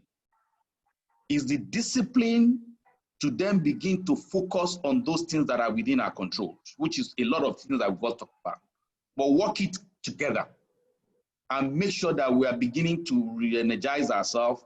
We have to go for things around how do we pay people if you're not releasing people.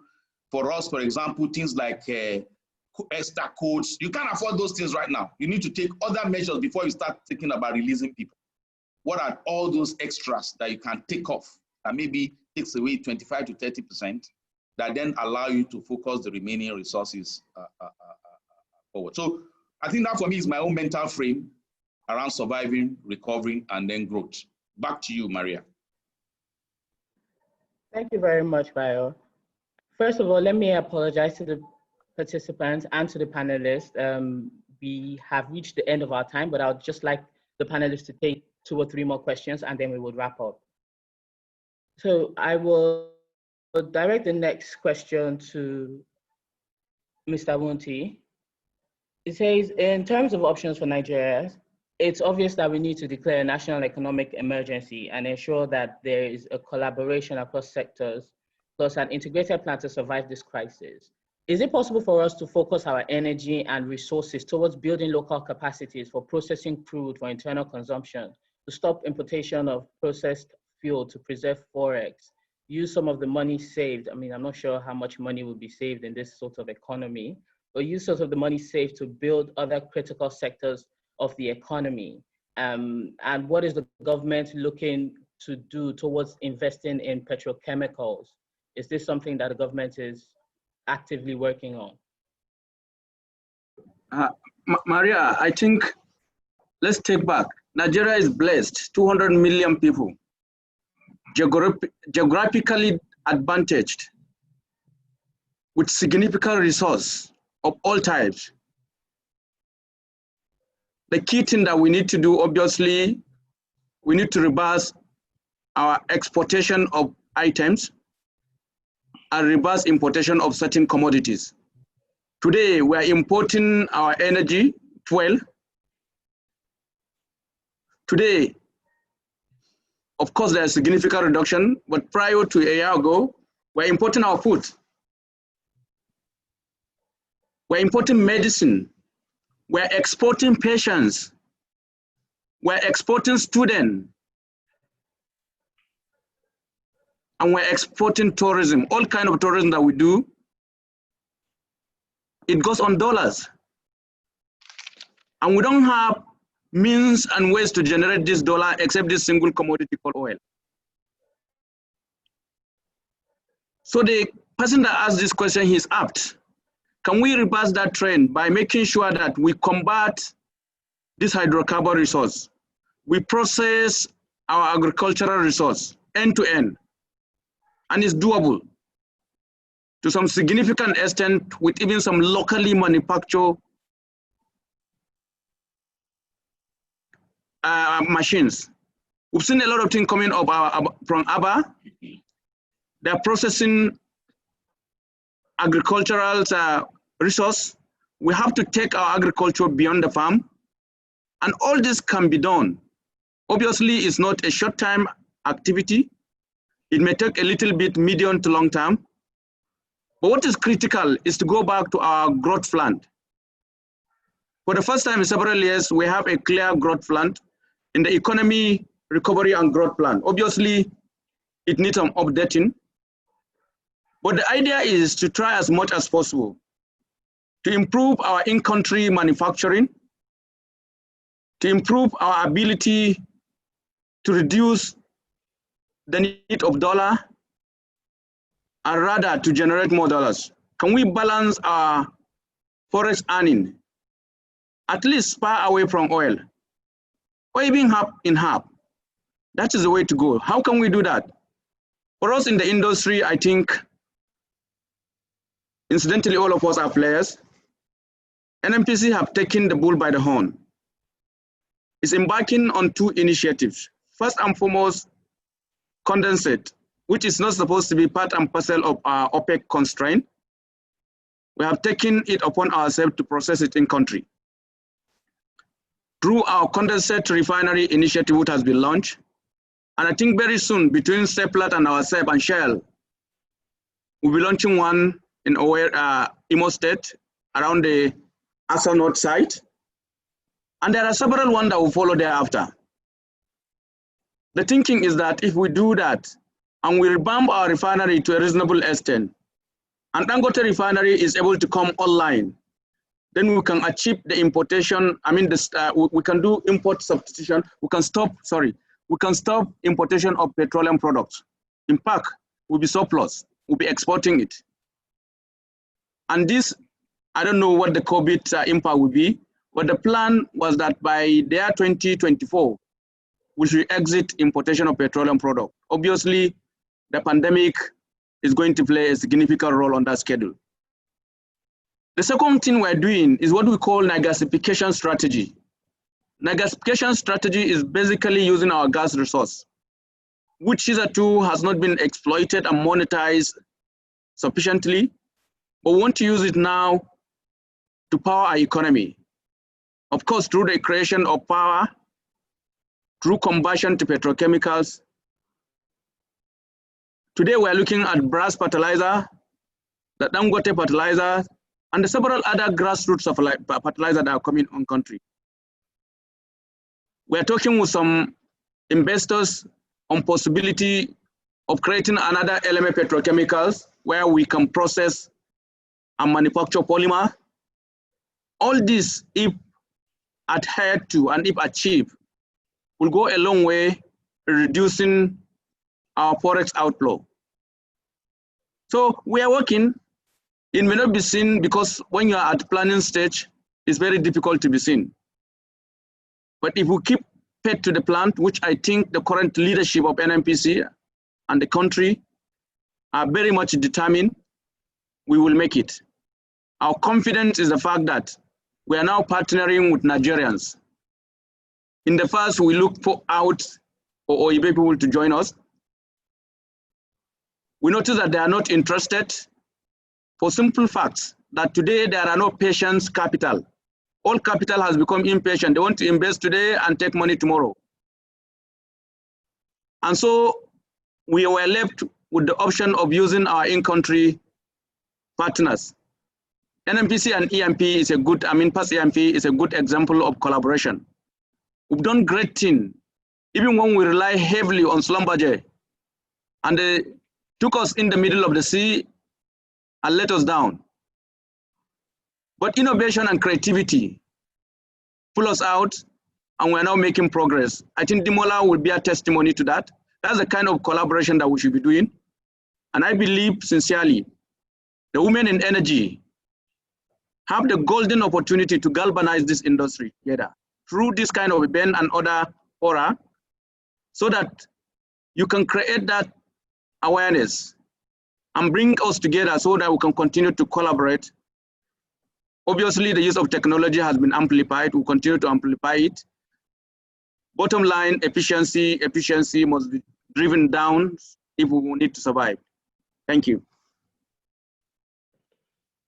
Thank you very much. So before I go into the closing statements from the panelists, I would just like Demola to talk a bit about availability of financing in the industry at this sort of time, especially for independent companies.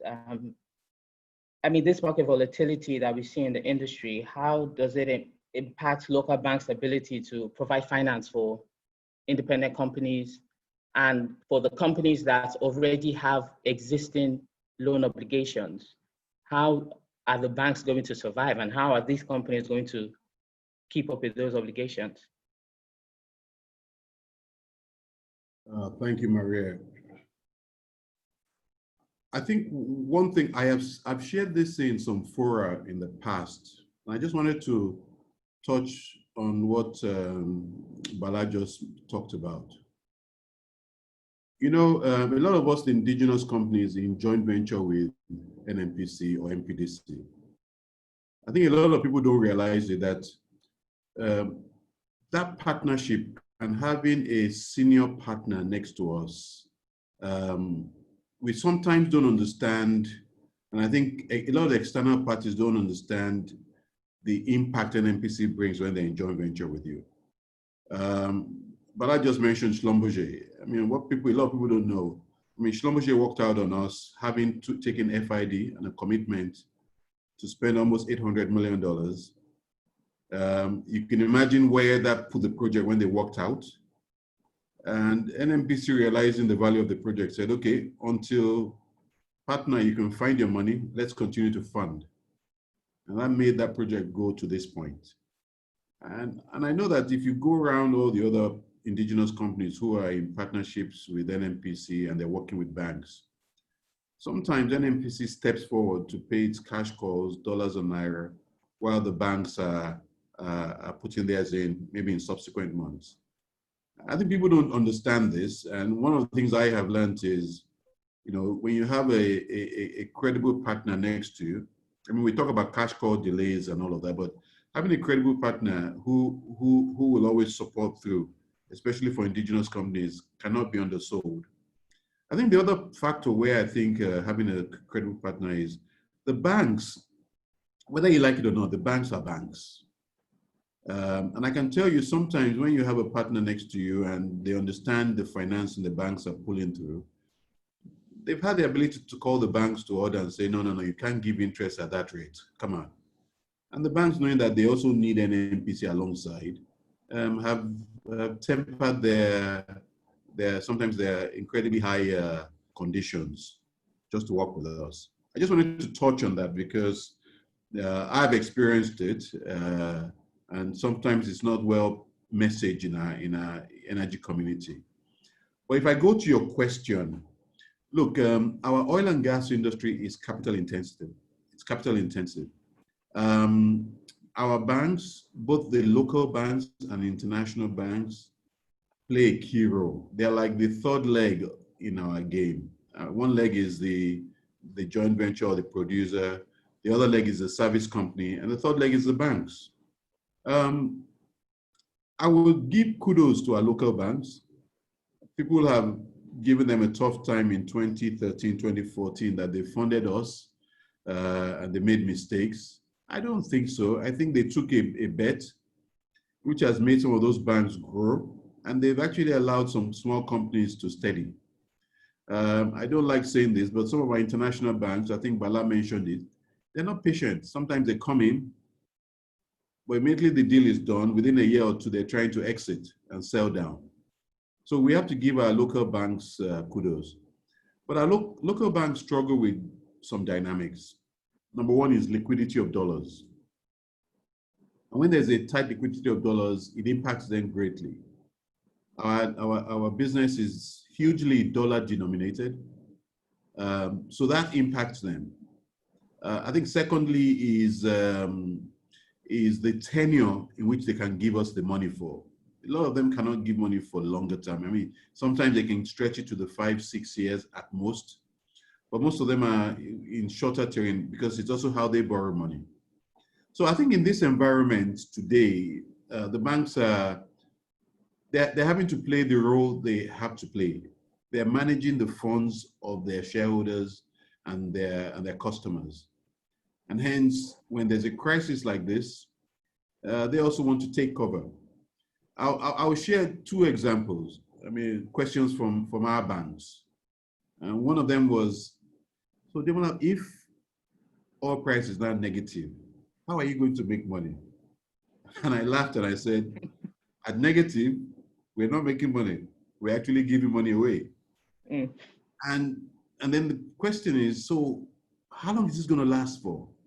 And I think the message we pass as indigenous companies is, we're in long-term business. When we ran the economics on this project, we said it would produce for 10 years.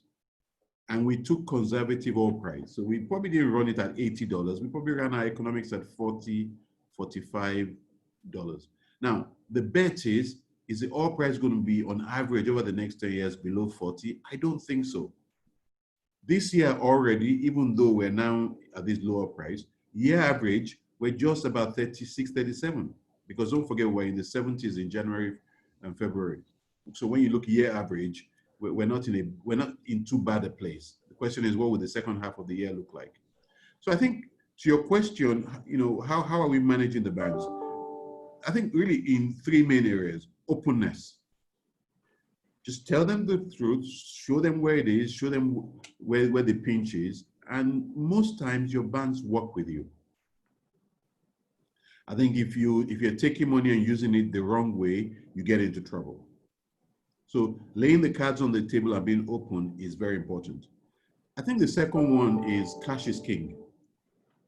And if you're selling crude and you're collecting your receipts, as much as possible, you want to keep some liquidity with yourself. So cash is king. And that's why you have to see us working between our banks and our service companies, looking at payment plans. So if I'm drilling and I have contractors at certain rates, can I stretch it instead of paying on a monthly basis? I stretch over 2 or 3 months. The banks, see some things, the service company sees something, and we can spread this cost. Again, that's a discussion we have to have between ourselves, but also with the banks alongside. But I think the biggest challenge we're facing is everybody's hurting and everybody's running to their tents. So the banks, when they take your dollar proceeds, they want to hold on to it because they're worried about whether they would see any more proceeds down the road. But I think the only way you solve this is just being open and engaging. So in your question, there is no perfect answer. I think the biggest answer to this is you communicate, you're transparent, and you think long term to be able to crack this. I'll stop here. Thank you very much, Demola. I will take one last question. So what happens if this question, we'll direct this question again to Mr. Wunti, and then the operators can also come in because I think the operators will have something to say on this. What happens if we have to completely shut down production with this major supply glut? This may not be the end of this. And if we cannot produce for up to 3 months, what does this mean? And I would also like to, add there, so at what price, at what price do we see this becoming necessary? At what price do we think that operators will then have to shut in production, regardless of OPEC quota or no OPEC quota. Operators will have to shut in production because it's just not feasible anymore. And as a follow-up to that question, directed at Mr. Wunti, where do we find that balance between government's need to fund the budget to take care of its national obligations and the need for the industry to survive? Well, by the time you keep asking the question, probably I don't know whether I can answer any, but let me step back and say something. The nature of our industry is long haul. We don't take a snapshot. We plan for 2, 3, 5, 20 years. And we've seen cycle. Some of us have traded oil at single digit. I think Bio signed FID of SNEPCO at about $7 to $8 oil. And he sold that barrel at $140 oil. And in between $140 and $8, there are so many things that happen. And you know what? Back in 1999, there was profit at $8, $9 oil. Fast track it to today, we cannot manage $20 oil. I think the starting point is to make a decision that this industry is our life because it dictates our livelihoods. Are we ready to succumb to this particular situation, or we are ready to create and innovate and navigate through the challenges? And I guess the answer is yes. The second point I would like to say is that why are we here? We are here because of coronavirus. It wasn't supported by demand fundamentals, but basically because of medical situation. When the setting was made by Bio, he did mention that this industry focuses on what we always call the H3S plus E: health, safety, security, social and environmental sustainability. Anything that touch any of these is a red flag, is a high risk. And therefore, whatever we do is to try to manage that. And so our belief is that coronavirus has come and coronavirus shall be overcome. The question is not whether or not we will do that, but how long is it going to take before we come back? And then what kind of growth are we going to see when we finally find a medication or cure for coronavirus? Some think we're going to have a V-shaped recovery. I don't think so. I think we're likely going to have a skew-L recovery, very slow, gradual. And if that is the case, then we'll start seeing high 20s, $30 oil.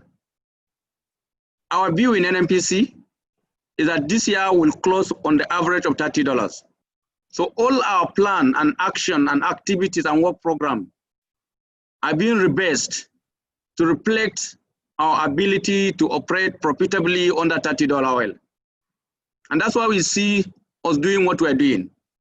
$30 oil expectation is not actually Nigerian business alone. Many of the IOC are in that band. Many of the NOCs are on that band. OPEC is on that band, and several other institutions. So if you look at the whole year and you see a $30 oil, that's how you plan. The current situation we are will exit it. And the thinking is that worst case, by the end of June, we'll start seeing a kind of recovery. How fast that recovery takes place is something that we'll wait and see. Talking about what can we do, at what level are we going to shut down our production? We need to understand one thing. Our energy security as a nation is very much dependent on this industry. Whether you shut production or not, you must source energy for the country. So before we think of either shutting down the asset, we have to think about alternative. How am I going to get gas to generate power? Today, if you have gas in your portfolio, you're a king, because the domestic gas price is very good. And so you can survive. And so we come to a situation whereby the marginal product in terms of revenue could be oil. So balancing portfolio, trying to rebase your expectation and manage that expectation, being able to drive down cost, and being able to defer project, and deploying some payment flexibility, whether in terms of defer payment strategy or contractor financing, are some of the means and ways we can navigate this. In NNPC, together and in collaboration with our partners, we have already embarked on that. We have taken it upon ourselves to see how we can manage to survive below $30. And I think, as much as I don't want to disregard the assumption that we'll come to a situation whereby we will shut down our entire production, it's almost an impossible thing, because even if for nothing, we need gas to send to the power plant. You can imagine without gas, where are you going to get the power? And without power, what are we going to do? We need also fuel. How can we get to get fuel? We don't have money to buy it. So the only money we have is to generate the one that is on the ground, which is oil. So let's think about surviving rather than think about shutting this entire system completely out. Thank you. Thank you very much, sir. Does any of the other panelists want to add anything to that before we wrap up? Yeah, I just want to say, I want to just echo and just re-emphasize the point that Bala made. For us, for example, as an IOC, shutting down is not on the radar. It's around surviving, it's around lowering our costs to a point where we can manage, at least for the short term, to be sure that things are good, making sure we can do that safely with all our key healths. So if you also look around the world, you notice that what Bala said is what we have also observed, that a majority are focusing, first of all, on safety and operational excellence, safe operation to continue to generate the energy requirements. So for me, the concept of shutdown is not on the radar at the moment, and it's not because people, it's difficult to say. We don't want to get there, but governments will intervene to the point that Bala mentioned. Should you get to the point where you need to sustain the energy requirement, the Nigerian government will intervene if need be, because it is not just about shutdown for profit. At that point, the conversation is beyond profit. It's about even sustaining your economy, So I just want to say it's a more serious issue, and we don't see that as a scenario at the moment. Back to you, Maria. Thank you very much, Bayo. So at this point, I would like to just invite each of the panelists to give us a very brief closing statement. And in that closing statement, I would please like you to address what you think, because I mean, the changes that we are experiencing in this crisis, they are far-reaching, and we don't expect that we're just going to come out of this and business will be same as usual. So what do you see for the energy sector post-COVID-19? What is your sector outlook post-COVID-19?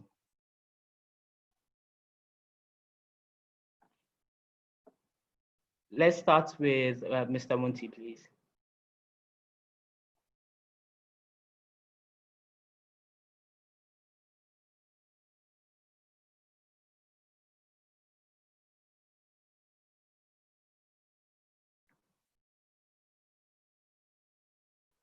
Hello, Mr. Munti. I had to attend some to operational issues. Oh, apologies. Sorry. Okay. I missed what you said, please.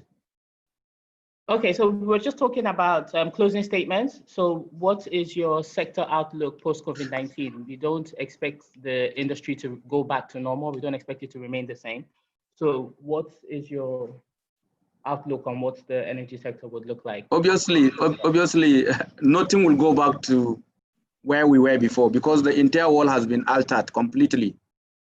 And so what I think could be the way to go is to continue to improve on our critical thinking, continue to innovate, continue to improve our creativity, and come out with solutions that will help us navigate our survival phase, our consolidation, and ultimately put ourselves on the pedestal for growth. And the invitation, I think, for each and every one of us is to go back and assess our entire business model and try to see how we can improve upon it. Our supply chain strategy must change. Our monetization strategy must change. Our funding source and prudence must improve. And there are various ways we can do that. And each company may have its own ways of achieving that. But clearly, there are scope for improvement. And it presents significant opportunity. We all see that when times are hard, we are left alone as a country. And therefore, one lesson we pick in NNPC is to continue to collaborate with our national and domestic companies in a perfect balance with the international oil companies. If we need to bring in collaboration in a triangular way between the IOC, the NOC, and the local indigenous independence operators, I think we will do that. So what I can say is that please let's us all collaborate and let's continue to deploy creativity through the use of technology. But human resources have changed and have changed for life. So it's better for us who are personnel of the industry to also change. If we don't change, certainly we have decided to excuse ourselves from the industry. And I don't think that's an option for all of us. Thank you. Thank you very much, sir. Bayo, please, your sector outlook post-COVID-19. Hello, can you hear me? Yes, we can. Okay. This is a tough one, because I wish I had a crystal ball. But my take is that beyond COVID-19, we should be building a portfolio that is resilient between a $20 to $30 oil price. That's my view. If your portfolio is not resilient within that bandwidth, then you'll be wasting a lot of time. So that's the first thing in my mind. It means reviewing the structure. It doesn't mean you can grow and we can multiply at higher price. But if your break even for your business over the long haul that Bala mentioned does not manage that resilience of those pockets of swings through that long haul, I think you should look at your business as a whole. That's my first comment. The second thing that I see that is we all have talked about that would change is I see offices being halved in terms of population going forward. I don't see the same number of people sitting in offices anymore. I see huge flexibility in tapping into the remote working. I won't call it working from home, because a lot of us, what we're doing now is not working from home. We're at home and trying to do some work because our homes were not designed for working from home. Our space with our spouses and our children has not been designed for working from home. What I see post-COVID-19 is that we would equip our homes, make provisions for us to be able to truly work remotely and be able to contribute to the business. I gave the examples of the factory acceptance tech, and Elo said a lot. I mean, Alero said a lot about this whole concept of travel I see travel being reduced by 70%. I see a lot of training being done virtually. And I see most of our businesses and business meetings going down by 70%. And I see people using this platform like we are having now to collaborate and get work done. Unnecessary travels will be taken out. That's one of the things that I see coming. I also see a differentiation in terms of the talent that will count in the industry. Old cargos like me who are not able to adapt will be taken out. You have to adapt to technology, and you have to be able to bring in and create room for the younger talents to take charge of the future in defining ways of working that are creative and being able to then express themselves. To that extent, I also want to say again, congratulations to the women in energy.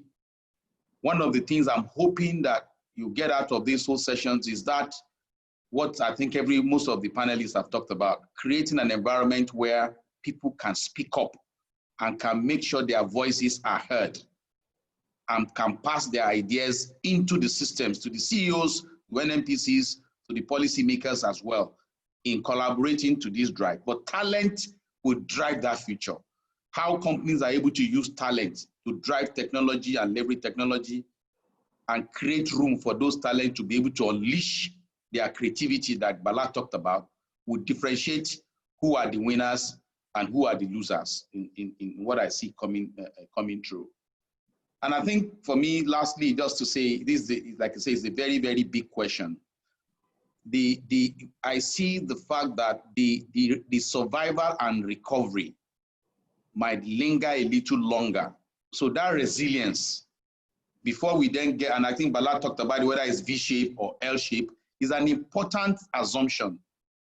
One of the things that I think will shape again who are the winners and who are the losers is those who are able to pull in scenario planning. Our industry has survived very well. Those who underestimate scenario planning and are working precision type will lose out because we don't have the answers. Remember, every panelist has talked about the uncertainties we have ahead of us. What is the timing? No one can say. How exactly will oil price play? No one can say. We know we're in the long haul. I see a post-COVID-19 where people who are superb scenario planners are able to look at multiple scenarios and find ways to make most of those scenarios work for them, put mitigations to take advantage of the low sides and also take advantage of opportunities are going to be the ones that will win. We are walking into an uncertain world. So there's no point sitting in one scenario and thinking that you have control of the world. The last 2 months have shown us how incompetent we are with just making one plan. And that will then translate to how we talk to our banks, like Demola talked about, how we talk to our partners, how we work together with our service companies, and how we collaborate to be able to find the right solutions moving forward. So that's the word that I see. Back to you, Maria. Thank you very much, Bayo. We'll quickly go over to Patricia now. Thank you, Maria. I think I'd just like to say, go back to where I started, saying that because we don't know the recovery phase of this crisis, and because we're doing recovery as well as mitigating the crisis at the moment, we should be looking at this adaptive kind of recovery, which is what we should try and have the conversation around. So we know already that the coronavirus is revolutionary, that we won't have it shaping, societal norms as it is.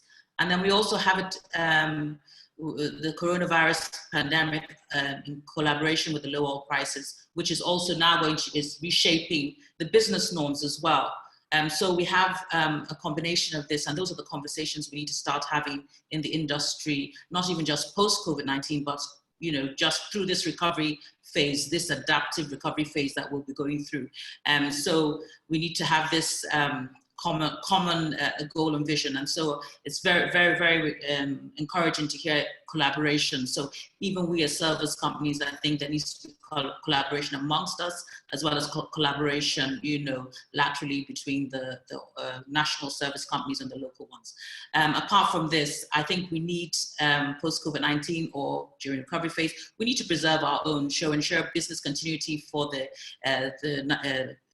NOCs as well as the local service companies. We need to start preserving our own. We can see other countries trying to preserve their own. And so we need to look inward and see how can governments bring about some meaningful intervention so that we survive, with some of the things we're really asking for are genuine, businesses that are at risk of collapsing. So those conversations are very important. The collaboration is very important. And we'll see how we can actually have a new way of working going forward after COVID-19 and through this adaptive recovery stage. So I think that's where I'll end it. And I want to say thank you very much for inviting me to the panel session. And thank you for the excellent conversations we've had this afternoon. Thank you. Thank you very much, Patricia.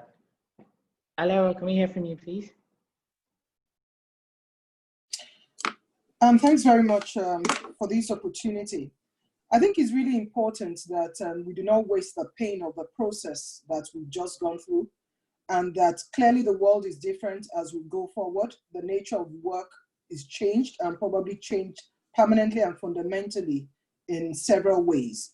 I think a lot of those areas have been alluded to as we look at the issues around virtual working that is going to come to stay. Collaboration is going to come to stay. But I also think that it's really important because as we talk about this, we see that at the heart of that new future is how we leverage our people and how they shape work going forward. So for instance, in Upstream, resilience is a key part of how we work. However, one of the other key capabilities that we need to build is around dexterity, flexibility in how we run our businesses, the speed of decision making, the value orientation to how we drive business. And I think also fundamentally is also looking more externally in the support of national development. So I'm seeing a future that's going to involve a lot more domestication and how we support our own economy to develop. And also at the heart of this is how we leverage all the other hydrocarbon resources that we have. And that then gives us the platform to reskill and retool our people for a very different world. Thank you very much for this opportunity. It's actually an exciting future that I do see. Yes, painful now, but definitely if we take advantage of this process, it can be a much brighter future for us as a sector and for Nigeria as a whole. Thanks for the opportunity to be here. Very exciting. Thank you very much, I must say. Thank you. And Demola, please, let's hear from you.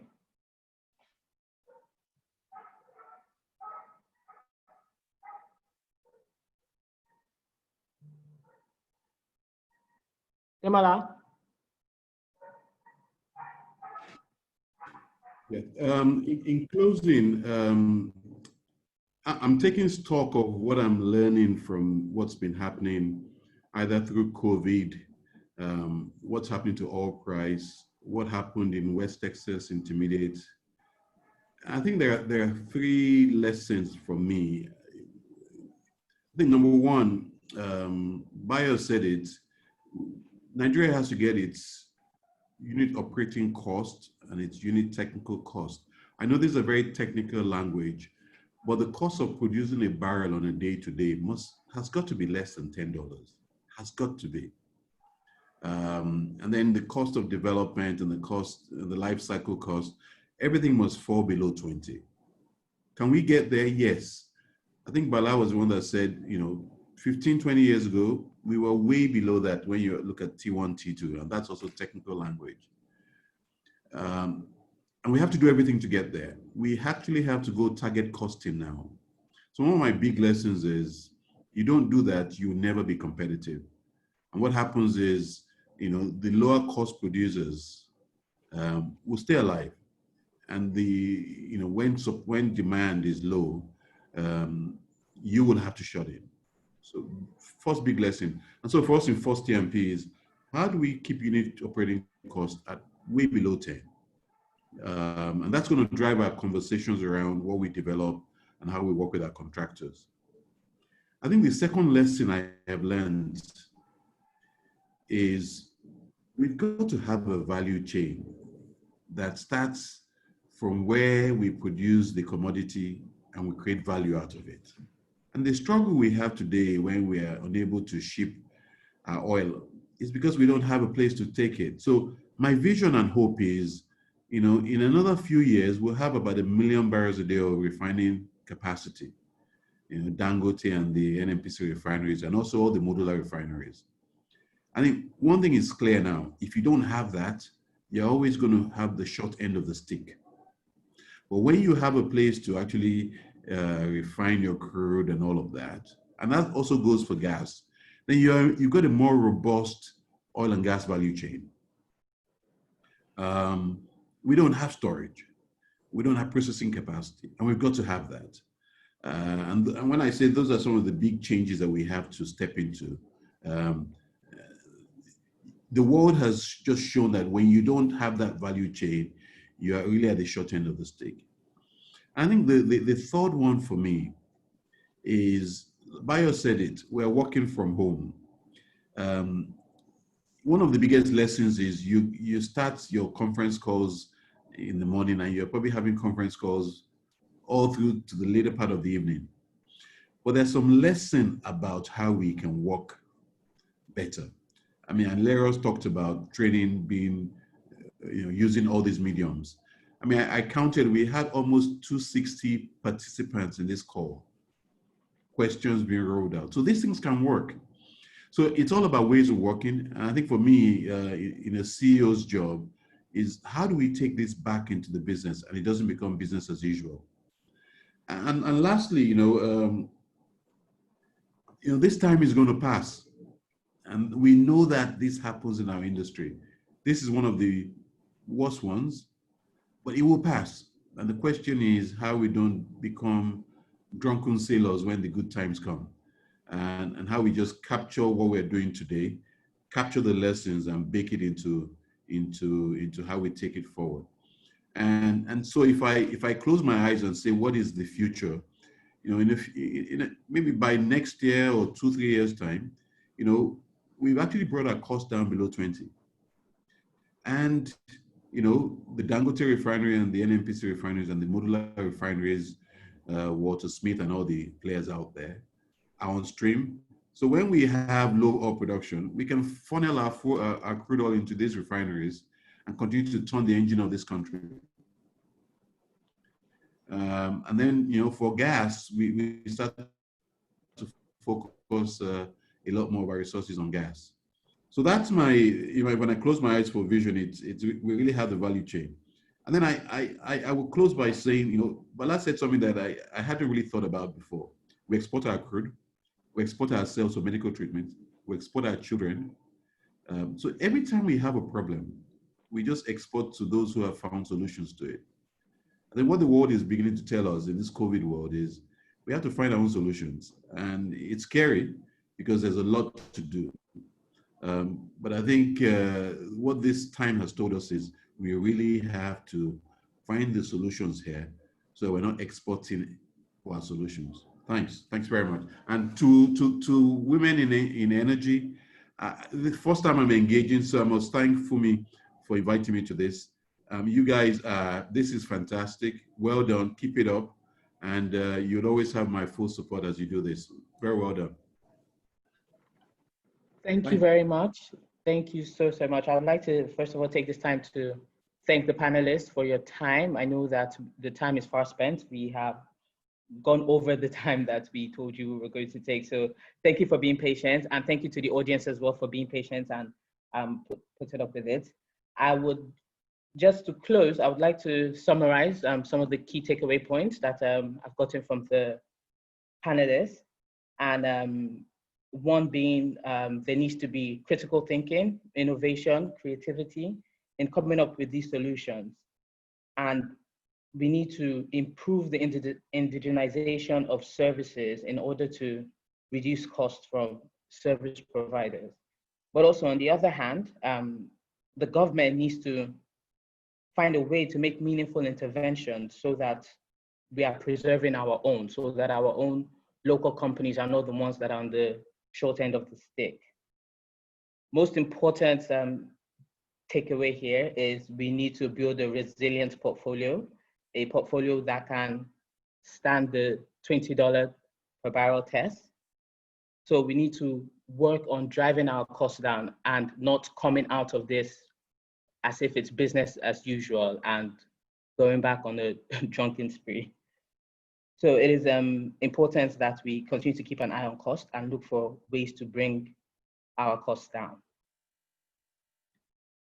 Then we also need to ensure that we do not waste this process. We need to support national development, look for ways to reskill and retool our people for a different world, to be able to for them to be equipped to perform in the different world that we're going into.